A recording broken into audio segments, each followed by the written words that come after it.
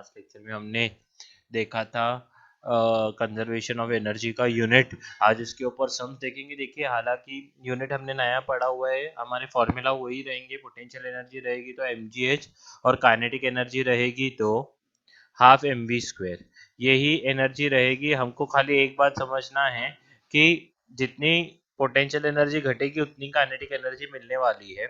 For example पहला सब देखते हैं। बॉल ऑफ मास 0.25 kg, मास तो 0.2 kg दिया हुआ है, is thrown vertically upwards with an initial velocity of 20 metre पर सेकेंड। तो वेलोसिटी थी उसमें 20 मीटर पर second. Calculate the maximum potential energy. देखिए, मैं आपको एक बात बता दूं कि मैक्सिमम पोटेंशियल एनर्जी यहाँ पर देखो सिर्फ क्या थी, वेलोसिटी थी, हाइट तो नहीं थी। हाइट इस पॉइंट पे 0 थी। जब ऊपर जाएगा, कोई भी चीज को अगर ऊपर फेंकते हैं तो उसकी वेलोसिटी ऊपर, फाइनल वेलोसिटी कितनी हो जाती है, 0। तब हाइट मैक्सिमम होती है। इसका मतलब क्या होगा कि जितनी यहाँ पर काइनेटिक एनर्जी है वही पोटेंशियल एनर्जी में बदली है। तो यहाँ पर देखिए हमारे पास जो इनपुट दिया हुआ है, गिवन डेटा, वो काइनेटिक एनर्जी का है। मैं लिखूंगा काइनेटिक एनर्जी क्या होगा, हाफ mv²। तो हाफ m कितना है, 0.2, और ये 20 का स्क्वायर, तो ये 2 जा, ये 0.1 जा, तो ये 0.1 इंटू 400, तो ये 40 जूल। तो ये काइनेटिक एनर्जी है इधर, ठीक है, 40 जूल। और यही काइनेटिक एनर्जी ऊपर जाके पोटेंशियल एनर्जी में बदली है। तो मैं लिखूंगा according to conservation of energy, potential energy will be equal to kinetic energy। And kinetic energy कितनी है, 40 जूल। तो ये 40 जूल। तो पोटेंशियल एनर्जी भी कितनी होगी, 40 जूल। नीचे जो काइनेटिक एनर्जी थी वही ऊपर जाके पोटेंशियल एनर्जी में बदली है। बोलो, बात समझ में आ रही है? ये स्क्रीन पॉज करके आप लिख सकते हैं। स्क्रीन पॉज करके आप लिख सकते हैं। अभी सम नंबर 2। सम नंबर 2 क्या है, अ स्टोन ऑफ मास 500 ग्राम। तो अ स्टोन ऑफ मास 500 ग्राम दिया गया है। और 500 ग्राम का मतलब क्या है, 500 डिवाइड बाय 1000, तो ये 0.5 kg होगा। ठीक है। Is thrown vertically upward with a velocity of 15 metre पर सेकेंड। वेलोसिटी कितना है इसका, 15 मीटर पर सेकेंड से फेंकी गई। The potential energy is, calculate the potential energy at greatest height, kinetic energy on reaching the ground, and total energy at its half way. देखिए, यहाँ से हमको इनपुट तो कितना मिला है, मास और वेलोसिटी के फॉर्म में। तो हम निकाल तो काइनेटिक एनर्जी सकते हैं। तो हाफ mv²। तो हाफ m कितना होता है, 0.5, और v कितना होगा, 15 का स्क्वायर। तो 2 1 जा 2, 0.25 जा, तो 0.25, और ये 22.5। अगर मैं करता हूं तो काइनेटिक एनर्जी मिलेगी 0.25 इंटू 225, यानी 56.25। ये तो इनपुट से मुझे मिला कि जो ये होगा ये 56.25 जूल ये एनर्जी होगी। अभी हमको उसने क्या पूछा है, potential energy at greatest height. देखिए, law of conservation of energy से क्या होगा, potential energy equal to kinetic energy होता है। तो 56.25 जूल ही होगा। बोलो, बात समझ में आ रही है? जितनी काइनेटिक एनर्जी है उतनी ही पोटेंशियल एनर्जी होगी। उसके बाद the kinetic energy on reaching the ground. तो काइनेटिक एनर्जी कितनी होगी, 56.25 जूल ऑलरेडी है हमारे पास दी गई। और टोटल एनर्जी भी क्या होती है, टोटल एनर्जी, लॉ क्या बोलते हैं, total energy at any point, total energy at any point is constant. ये भी कल भी हमने प्रूफ में देखा। तो टोटल एनर्जी कांस्टेंट रहने वाली है, यानी क्या रहने वाली है, 56.25 जूल ही रहने वाली है। बोलो, बात समझ में आ रही है? स्क्रीन पॉज करके लिख लें। देखो, जितनी काइनेटिक एनर्जी है उतनी पोटेंशियल होगी, उतनी ही टोटल एनर्जी कितने पॉइंट पे रहेगी। तो टोटल एनर्जी कांस्टेंट रहती है, तो स्टार्टिंग में जो दी गई है एनर्जी तो वही पोटेंशियल में बदलेगी। जब जब जाएगा ऊपर नीचे से बॉल, वही जो नीचे काइनेटिक एनर्जी थी वही पोटेंशियल में बदल रही है, और ऊपर जाने के बाद जब वापस आ रहे हैं तो वही फिर से काइनेटिक में बदल रही है। बोलो बात समझ में आ रही है? और कहीं पर भी बीच में देखेंगे तो पोटेंशियल और काइनेटिक का जो सम है टोटल एनर्जी वो भी कांस्टेंट होता है। ये तो हम कल ही हमने पढ़ा है, बहुत ही सिंपल है। आप स्क्रीन पॉज करके लिख लें ध्यान से।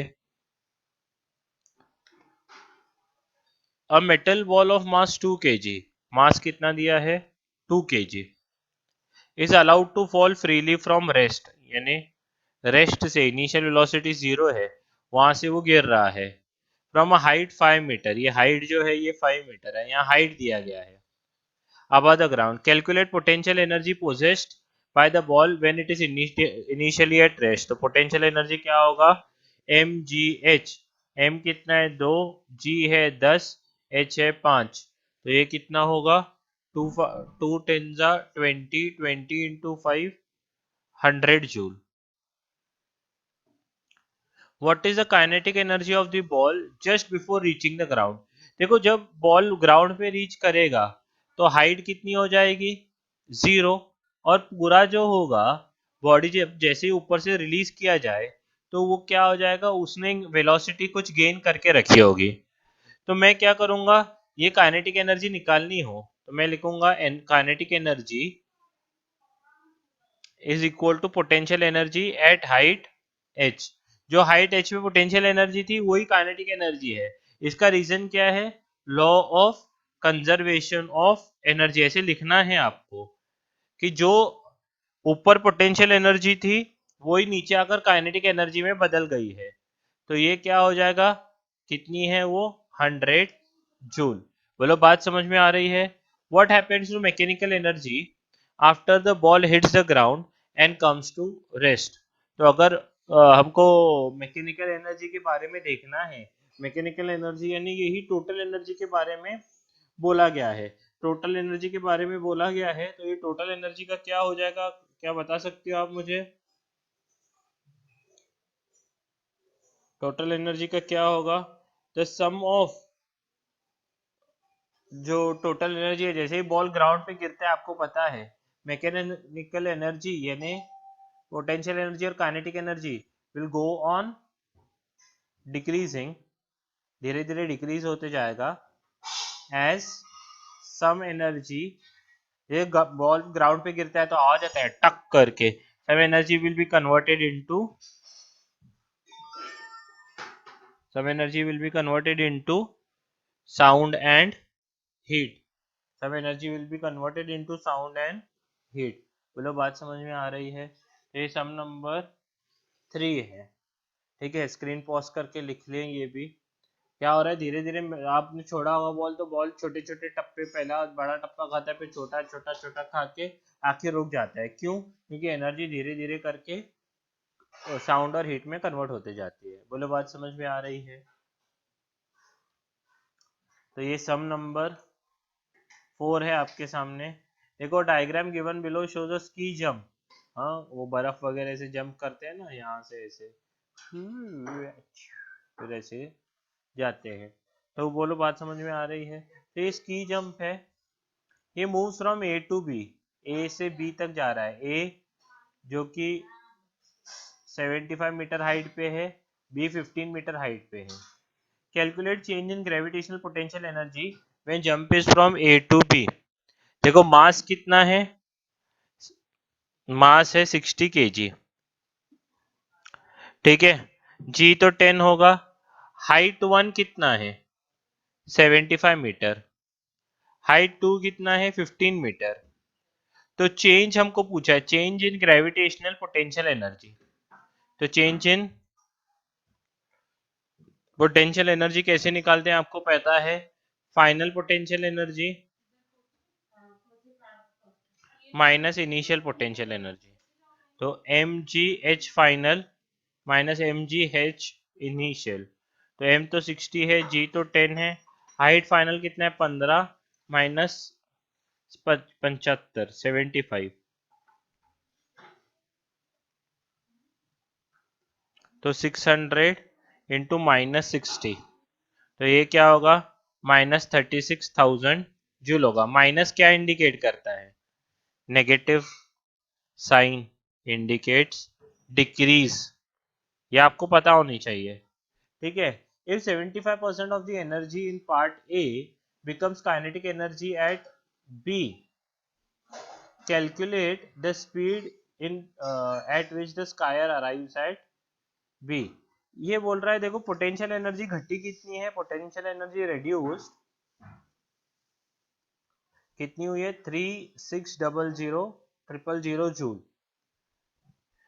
इसमें से काइनेटिक एनर्जी कितनी, इसमें ये जो रिड्यूस हुई है इसमें से काइनेटिक एनर्जी कितनी हुई है 75% ऑफ पोटेंशियल एनर्जी। तो 25 3 जा 25 4 जा तो 3/4 इंटू 36,000 हो जाएगा। तो 4 1 जा 4 9,000 जा, तो ये क्या होगा काइनेटिक एनर्जी 27,000 जूल हो जाएगी। बराबर है ना। हमने क्या देखा, जितनी पोटेंशियल एनर्जी घटी है काइनेटिक एनर्जी बनी कितनी है उसका 75%। तो काइनेटिक एनर्जी होगी कितनी, हाफ mv² इक्वल टू 27,000। तो हाफ इंटू 60 इंटू v², तो 27,000 होगा। तो 2 1 जा 2 30 जा, तो v² क्या होगा 27,000 अपॉन 30। तो ये क्या हो जाएगा, जीरो ने जीरो को मार दिया, 3 1 जा 3 9 जा 27, तो v² 900 हो जाएगा। v² कितना हो जाएगा 900 हो जाएगा। v² 900 हुआ तो v होगा स्क्वायर रूट ऑफ 900 जो कि होगा 30 मीटर पर सेकेंड। बोलो बात समझ में आ रही है? तो यही है सम।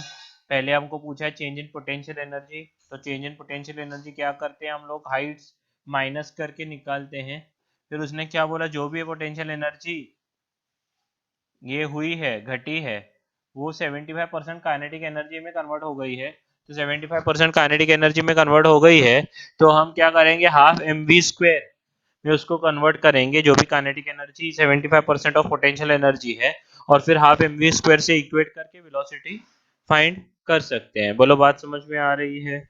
तो यही है सम नंबर 4। आप स्क्रीन पॉज करके पहले ये फिर ये लिख लें। अभी सम नंबर 5।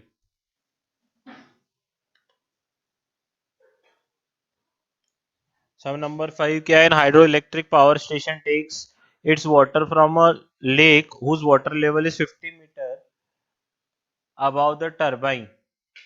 तो हाइट कितना है 50 मीटर है। assuming its overall efficiency 40%, calculate the mass of water that must flow through the turbine each second to produce a power of output of 1 megawatt। देखो पावर आउटपुट कितना है 1 मेगावाट। अभी ध्यान से सुनना, थोड़ा सा अलग है सम। पावर आउटपुट कितना है 1 मेगावाट। मेगा का मतलब क्या है 1 इंटू 10⁶ वैट, अगर ऐसा यूनिट में कन्वर्ट करें। देखो पावर क्या होता है आपको पता है, ये पावर है, ठीक है, इतना चाहिए। तो ये होता है power equal to energy upon time या वर्क डन अपॉन टाइम। तो ये टाइम ऊपर गया तो एनर्जी कितनी होगी, एनर्जी होगी, ये टाइम ऊपर गया तो पावर इंटू टाइम। तो पावर कितना है 10⁶, और टाइम कितना दिया है ईच सेकेंड बोला है, ईच सेकेंड यानी 1 सेकेंड, तो ये 10⁶ वैट होगा। बोलो बात समझ में आ रही है? ये एनर्जी का वैट नहीं बोलेंगे, 10⁶ जूल। ये एनर्जी आउटपुट में चाहिए, यानी जो टरबाइन के ऊपर चाहिए, पर हमको उसके लिए टरबाइन का एफिशिएंसी कितना दिया है 40%। ये एनर्जी आउटपुट वाली है, इतनी एनर्जी आउटपुट में चाहिए। तो एफिशिएंसी आपको पता है क्या होता है, आउटपुट अपॉन इनपुट इंटू 100। ठीक है, एफिशिएंसी तो 40% है, ये कितना है 10⁶ आउटपुट एनर्जी है। तो इनपुट थोड़ा सा अलग है। इनपुट एनर्जी मैं निकाल रहा हूं, ये जो 100 है ये इस साइड आएगा तो डिवाइड हो जाएगा। ठीक है, तो 0 ने 0 को मार दिया, 2 2 जा 2 5 जा। ठीक है, तो 2/5 होगा, क्रॉस मल्टीप्लाई करेंगे तो 2 times input energy equal to 5 into 10⁶। ठीक है, तो 2 जो मल्टीप्लाई में था इधर, तो इनपुट एनर्जी कितना हो जाएगा, 5/2 इंटू 10⁶ जूल। बोलो बात समझ में आ रही है। पहले मैंने क्या किया, 1 मेगावाट चाहिए था, तो पावर 1 मेगावाट है उसको वैट में कन्वर्ट किया, 10⁶ वैट होता है। Power equal to energy upon time होता है, टाइम 1 सेकेंड है, तो मल्टीप्लाई हो जाएगा 1, तो एनर्जी आउटपुट कितनी आएगी, 10⁶। अभी एफिशिएंसी दिया है, एफिशिएंसी का फॉर्मूला क्या होता है, आउटपुट अपॉन इनपुट, तो आउटपुट अपॉन इनपुट इंटू 100, तो 40 ये इंटू 100 है, तो डिवाइड करेंगे तो 0 0 कैंसिल होगा, 2 2 जा 2 5 जा, तो क्रॉस मल्टीप्लाई करेंगे, 2 input energy equal to 5 into 10⁶। तो इनपुट एनर्जी क्या होगी, 5/2 इंटू 10⁶। पर इनपुट एनर्जी होती क्या है,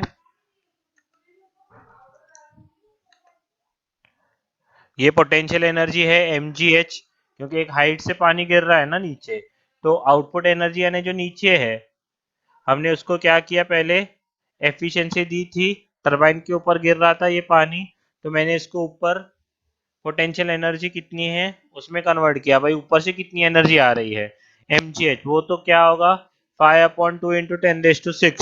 मैं पर्पसली कैंसिल नहीं कर रहा हूँ, मास निकालना है, जी कितना है 10, हाइट भी कितना है 50, तो 5/2 इंटू 10⁶। अगर आप ध्यान से देखोगे तो मास कितना होगा, 5/2 इंटू 10⁶ अपॉन ये दोनों का मल्टीप्लीकेशन 500। बोलो बात समझ में आ रही है। तो 5 1 जा 500 जा, तो ये हाफ इंटू ये 2 जीरोस गए तो ये 10⁴ होगा। हाफ का मतलब क्या है, 0.5, तो 0.5 इंटू 10⁴ करेंगे तो ये 5000 kg आएगा। बोलो बात समझ में आ रही है। तो 5000 kg है मास। ठीक है, जो भी इनपुट एनर्जी है वो mgh है, तो g का वैल्यू 10 है, h का वैल्यू 50 है, ये दोनों मल्टीप्लाई का इधर आएगा तो डिवाइड हो जाएगा और मास 5000 kg आएगा। बोलो बात समझ में आ रही है। तो यहाँ पर स्क्रीन पॉज करके आप पहले सम नंबर ये लिख लें, फिर थोड़ी देर बाद ये लिख लें, फिर नेक्स्ट है sum number 6। The bob of simple pendulum is imparted a velocity, तो वेलोसिटी कितना है 5 मीटर पर second when it is at mean position. Mean position पे आपको कल भी मैंने बताया था, बॉब के लिए मैक्सिमम काइनेटिक एनर्जी होता है, क्योंकि तब हाइट 0 होता है, जब ऐसे ऊपर आएगा थोड़ा सा तो हाइट बढ़ जाता है।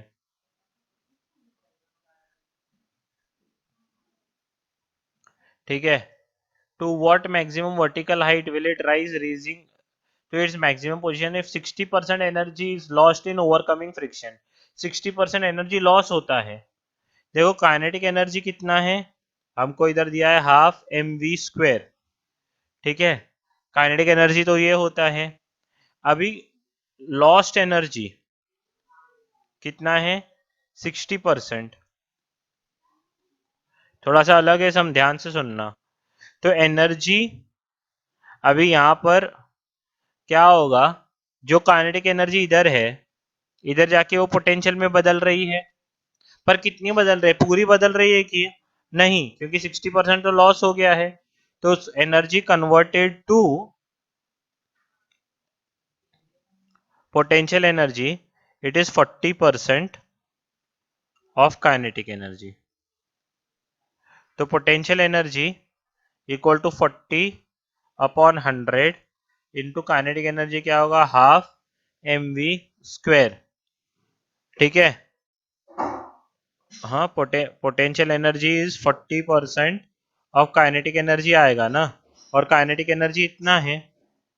ठीक है, पर अभी पोटेंशियल एनर्जी कितना होता है mgh, ध्यान से देखना, ये 0 ने 0 को काट लिया, 2 2 जा 2, 5 जा, ये तो 2/5 होगा, इंटू हाफ mv²। देखो मास, ये 2 2 भी कैंसिल हो जाएगा, ठीक है। तो हाइट जो है इधर क्या बचा है, 5 बचा है, और ये m और g नीचे आया, m v का मतलब कितना है, v कितना है 5 है, तो ये 5 का स्क्वायर, इधर क्या है 5 का स्क्वायर है 2 बार 5, इधर एम वी ही बचा है ना, m ऐसे लिखा 5 इंटू 5, ये एम जी नीचे लाया, तो m ने m को मार दिया, 5 ने 5 को मार दिया। अभी h कितना बचा है 5/10, तो 0.5 मीटर। बोलो बात समझ में आ रही है। तो इस तरह से हम लोग क्या कर सकते हैं, इस सम को कन्वर्ट कर सकते हैं पोटेंशियल एनर्जी में। देखना है एनर्जी लॉस कितना हुआ है 60%, तो बचा कितना पोटेंशियल एनर्जी के लिए 40%। बोलो बात समझ में आ रही है। तो एनर्जी कन्वर्टेड इनटू पोटेंशियल क्या होगा, 40% ऑफ काइनेटिक, तो पोटेंशियल एनर्जी 40/100 इंटू काइनेटिक हो जाएगा। दोनों का फॉर्मूला अप्लाई किया है, एच फाइंड किया है, स्क्रीन पॉज करके ये भी लिख सकते हैं। यहाँ पर ये पूरा जो आपका सम है वो खत्म हो जाते हैं समस पूरे। अभी लर्निंग बचता है, वो नोट्स में इसके साथ भेजूंगा वीडियो के साथ, तो आप कंप्लीट कर सकते हैं, ठीक है। फिर नेक्स्ट मिलेंगे कल नए लेक्चर के साथ।